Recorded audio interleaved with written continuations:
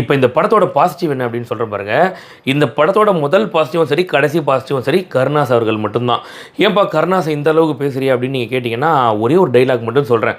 ஆக்சுவலாக படத்தோட ஒரு சீக்வன்ஸ் அது சொன்னால் உங்களுக்கே தெரிஞ்சிடும் கருணாஸ் இந்த படத்தில் என்ன மாதிரியான ரோல் எப்படி ப்ளே பண்ணியிருக்காரு அப்படின்ட்டு. இப்போ விமல் வச்சிருக்க இந்த அமரர் ஊர்தி வண்டி வந்து பார்த்திங்கன்னா ரொம்ப பழைய வண்டி.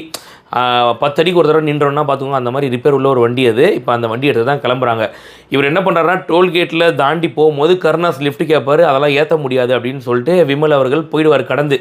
ஒரு 10 அடியிலலாம் போயிட்டு வண்டி நின்றுடும். நின்னதுக்கப்புறமா என்னடா பண்ணுறது, இந்த வண்டியை இப்போ யாரும் தள்ளணுமே, யார் தள்ளுவா அப்படின்னு தெரிஞ்சுக்கிட்டு, சரி ஓகே போய் கருணாஸை கூட்டிகிட்டு வருவோன்னு கருணாஸை கூட்டிகிட்டு வராரு.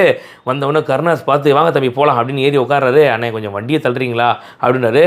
அப்போ கருணாஸ் சொல்கிறாரு பாருங்க, தம்பி வண்டி நிறுத்தினா நின்றுடும் அப்படின்றது தெரிஞ்சோ நீங்கள் நிறுத்திருக்கீங்க எனக்காக அப்படின்னா, இனிமேல் இந்த வண்டி எப்போல்லாம் நின்னாலும் நான் தான் தள்ளுவேன் பார்த்துக்கோங்க அப்படின்றார் அவர். அந்த மாதிரி படத்தில் அதாவது எப்படி சொல்கிறது, ரொம்ப ஒரு